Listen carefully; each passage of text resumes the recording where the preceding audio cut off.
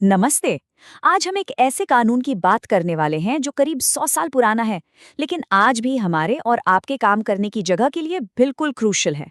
हम बात कर रहे हैं कर्मचारी प्रतिकर अधिनियम 1923 की, मतलब एम्प्लॉयज कॉम्पनसेशन एक्ट।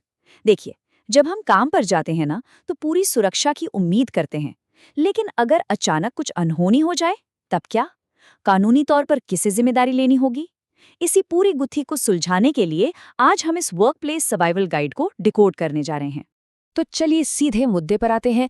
मान लीजिए काम के दौरान किसी कर्मचारी को चोट लग जाती है, तो सवाल ये है कि इसकी कीमत आखिर कौन चुकाता है? क्या वो बेचारा कर्मचारी खुद अपनी जेब से अस्पताल का बिल भरेगा, या फिर वो कंपनी जिसके लिए वो काम कर रहा है उसकी जवाबदेही बनेगी?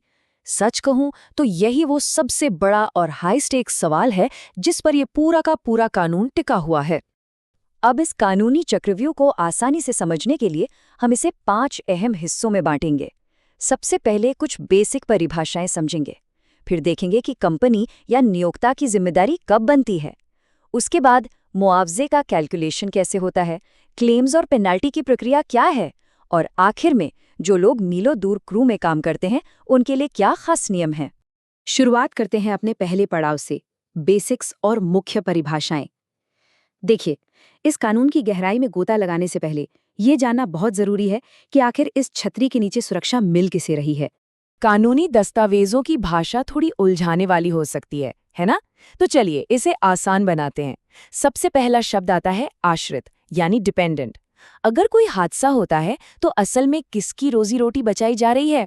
इस लिस्ट में शामिल हैं एक विधवा पत्नी, कोई भी नाबालिग बेटा, चाहे वो अपना हो या गोद लिया हुआ, अविवाहित बेटी और विधवा माँ। शर्त बस इतनी है कि वो पूरी तरह या थोड़े बहुत भी उस कर्मचारी की कमाई पर निर्भर होने चाहिए। मतलब ये कानून सिर्फ एक इंसान को नहीं, बल्कि पूरे परिवार को एक सेफ्टी नेट देता है।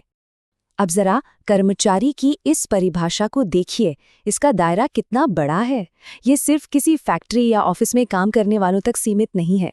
इसमें रेलवे के लोग, समंदर में जहाज़ों का क्रू, आसमान में उड़ने वाले विमानों के कैप्टन, मोटर गाड़ियां चलाने वाले ड्राइवर, और तो और वो लोग भी शामिल हैं जिन्हें कंपनियां विदेशों में काम करने के लिए भेजती हैं। क्या बात है ना? ये कानून जमीन से लेकर आसमान और समंदर तक फैला हुआ है। एक और टर्म जो बार बार सामने आती है वो है आंशिक निःशक्तता या पार्शियल डिसेबलमेंट। अब इस पॉइंट पर जो बात है ना, वो बहुत दिलचस्प है।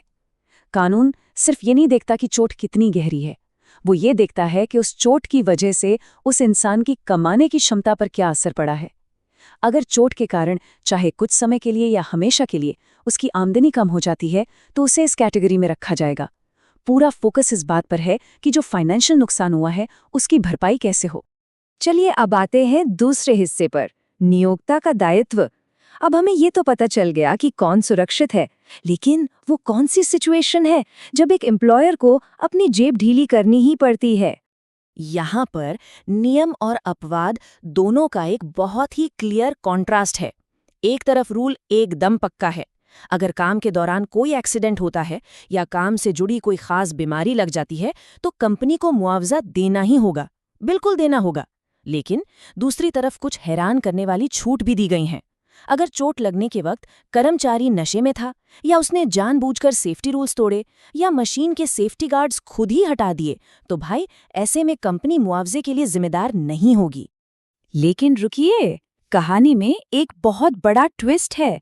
इसे आप अल्टीमेट एक्सेप्शन या सबसे बड़ा अपवाद कह सकते हैं।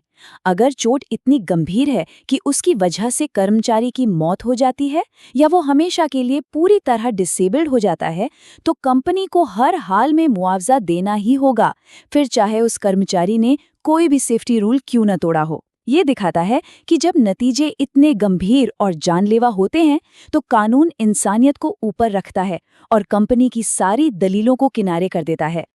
अब बढ़ते हैं तीसरे हिस्से की तरफ, और शायद ये इस पूरी चर्चा का सबसे अहम पॉइंट है, मुआवजे की गणना। कागजों पर लिखे ये नियम जब रुपयों में बदलते हैं तो ये पूरा गणित आखिर दिखता कैसा है। आइए इस टेबल को थोड़ा डिकोड करते हैं। फॉर्मूला काफ़ी सीधा है।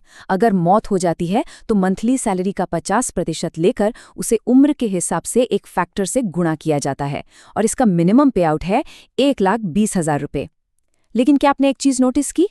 अगर इंसान हमेशा के लिए डिसेबल्ड हो जाता है तो ये फॉर्मूला 50 की बजाय 60% हो जाता है और मिनिमम पे आउट बढ़कर 1,40,000 रुपये हो जाता है, मौत से भी ज्यादा।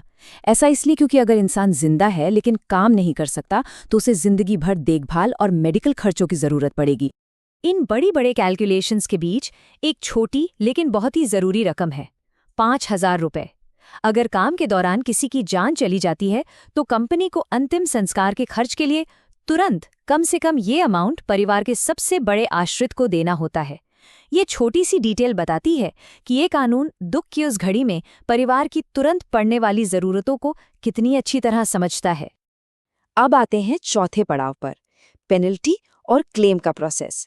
देखिए, कानून बन जाना एक बात है, लेकिन उसे ग्राउंड पर लागू करवाना और डेडलाइंस का पालन करवाना वो एकदम अलग गेम है।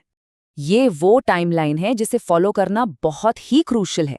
जैसे ही एक्सीडेंट होता है, सबसे पहला काम है जितनी जल्दी हो सके उसका नोटिस देना। नोटिस मिलने के 3 दिनों के अंदर कंपनी को एक फ्री मेडिकल चेकअप ऑफर करना होता है। और सबसे बड़ी बात, मुआवजा क्लेम करने की जो फाइल है वो एक्सीडेंट या मौत होने के 2 साल के अंदर अंदर जमा हो जानी चाहिए। अगर इस टाइमलाइन में चूक हुई तो समझ लीजिए बहुत भारी पड़ सकता है। अब आप सोच रहे होंगे कि क्या हो अगर कंपनी पैसे देने में आनाकानी करे या लेट करे। तो ये 12% का आंकड़ा उसी का जवाब है। अगर पैसा ड्यू होने के 1 महीने के अंदर पेमेंट नहीं किया जाता तो कंपनियों को उस बकाया रकम पर सालाना 12% का भारी भरकम ब्याज देना पड़ता है। और अगर ये 12% आपको ज्यादा लग रहा है तो जरा इसे सुनिए। अगर पेमेंट में देरी का कोई वैलिड या जायज कारण नहीं है तो कमिश्नर उस बकाया रकम पर 50% तक की पेनल्टी लगा सकता है। 50%! ये कंपनियों के लिए एक ऐसा तगड़ा फाइनेंशियल झटका है जो इस बात की गारंटी देता है कि वो ऐसे मामलों को बिल्कुल भी हल्के में न लें। फाइनली हम आ गए हैं अपने आखिरी हिस्से पर, क्रू के लिए स्पेशल नियम। 1923 में बना ये कानून आज के जमाने में जहां लोग दुनिया के कोने कोने में काम कर रहे हैं वहां कैसे फिट बैठता है। ये बात बड़ी ही शानदार तरीके से दिखाती है कि इस कानून का सुरक्षा जाल सिर्फ किसी ऑफिस की 4 दीवारों तक सीमित नहीं है। जहाज़ों के कैप्टन और नाविक, प्लेन का क्रू, दूसरे देशों में ट्रक या मोटर चलाने वाले ड्राइवर्स और विदेशों में काम करने गए लोग, ये सब इसके दायरे में आते हैं। मतलब अगर काम आपको सरहदों के पार ले जाए तो ये कानून भी आपके साथ साथ सफ़र करता है। अब क्योंकि ये लोग मीलों दूर होते हैं तो प्रोसेस में थोड़ी फ्लेक्सिबिलिटी दी गई है। जो लोग बाहर हैं वो अपने एक्सीडेंट का नोटिस वहाँ के लोकल एजेंट को दे सकते हैं, और अगर कोई अनहोनी हो जाए तो क्लेम फाइल करने का जो टाइम है वो मौत की खबर मिलने के 1 साल के अंदर तक रखा गया है। ये साफ दिखाता है कि ये नियम कितने प्रैक्टिकल बनाए गए हैं। तो इस पूरी चर्चा के बाद एक बहुत बड़ा सवाल हमारे सामने आकर खड़ा होता है। पूरे 100 साल के इतिहास के बाद क्या इस कर्मचारी प्रतिकर अधिनियम में वो ताकत बची है जो आने वाले कल के तेजी से बदलते वर्कप्लेस और कर्मचारियों को सुरक्षा दे सके? ये एक ऐसा सवाल है जो हमें काम और कानूनों के भविष्य के बारे में सोचने पर मजबूर कर देता है।